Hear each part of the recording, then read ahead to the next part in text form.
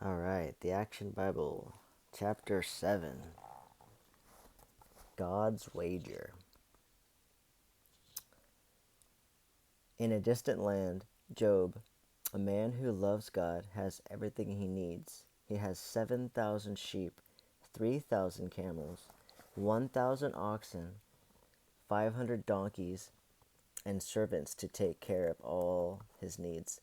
He also has a wonderful family, a wife, 7 sons, and 3 daughters. The Lord has blessed me to overflowing, he says. Up in heaven, God is proud of his righteous servant, but Satan hates to see a happy ending. Job only worships you because you make sure nothing bad ever happens to him, the devil says. If you don't give him such riches and blessings, he would turn from you in an instant and curse your name. You think so? Very well. You may test him, take away his blessings, but do not hurt him. Satan wastes no time in striking Job with catastrophe. One day a messenger comes to Job.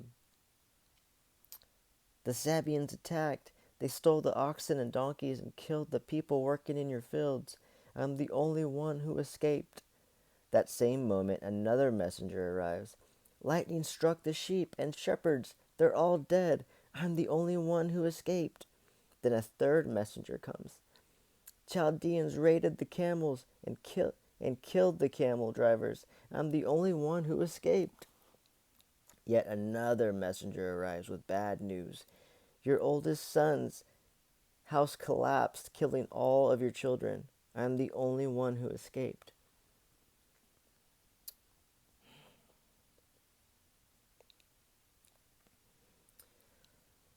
Job is saddened by the loss of his property and his livestock. He is devastated at the death of his children. He shaves off all his hair in grief and rips his clothes to tatters, but he does not blame God for his misfortune. I came into this world with nothing, and I will leave it with nothing. God gave, and God took away. Praise be to God. See, Satan, he is a better man than you thought. Well, sure, since I didn't do anything to him or his health, but no one praises God when they're sick. So you think ruin his health if you think that will have any effect on this righteous man, but do not kill him. Satan immediately returns to earth and strikes Job with terrible open sores from head to foot. He curses Job with insomnia, and when Job does sleep, Satan terrifies him with nightmares. Job can't keep his food down and loses so much weight he can hardly move. Still, Job does not complain, but his wife. Everything we owned and everything we loved is gone. Surely this disease will kill you. You should just curse God and die. Job looks at his wife. Job looks at his wife out of painful, bleared eyelids. Don't be a fool. We cannot accept the good things from God without also accepting the bad.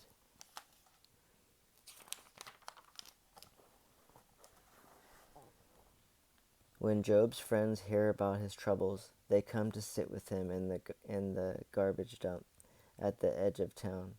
The disease has affected Job so strongly, his friends almost don't even recognize him. For 7 days, no one speaks. They just sit together with their friend. Finally, after a week, Job breaks out with a cry of grief. I have done nothing wrong. Why is God letting all these terrible things happen to me? Eliphaz is shocked at Job's harsh question. Now, don't get upset, Job, but from everything I've seen, God doesn't punish innocent people. You must have done something wrong. But I haven't sinned, and even if I have, God knows my heart and would forgive me. but Bildad is not convinced. It sounds like you're blaming God for being unfair, Job. I'm sorry, but if your kids were killed, it's because they must have deserved it. You have a chance to confess your sins. You should take it. I would confess my sins if God would come and tell me what I had done wrong. Job's insistence that he is innocent offends his third friend Zophar. You windbag!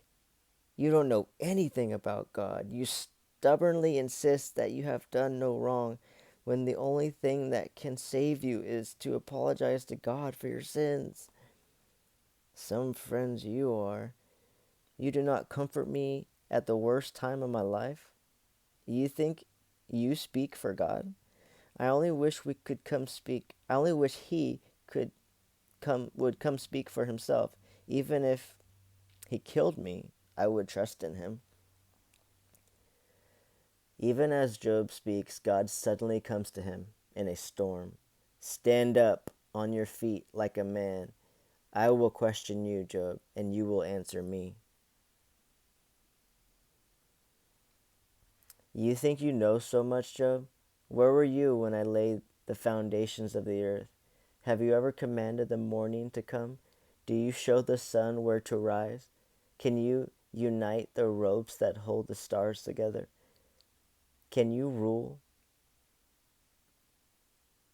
over the magnificent creatures I have created? I am in charge of the universe. I am in charge of everything that exists. You cannot understand my ways. You cannot know the greater good I desire for you. Your place is simply to trust in me.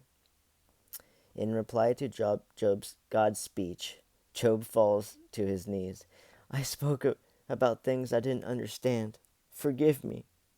After this, God heals Job. He gives him twice as many animals as he had lost, and he gives him 10 more children. Job lives for a long time after all this.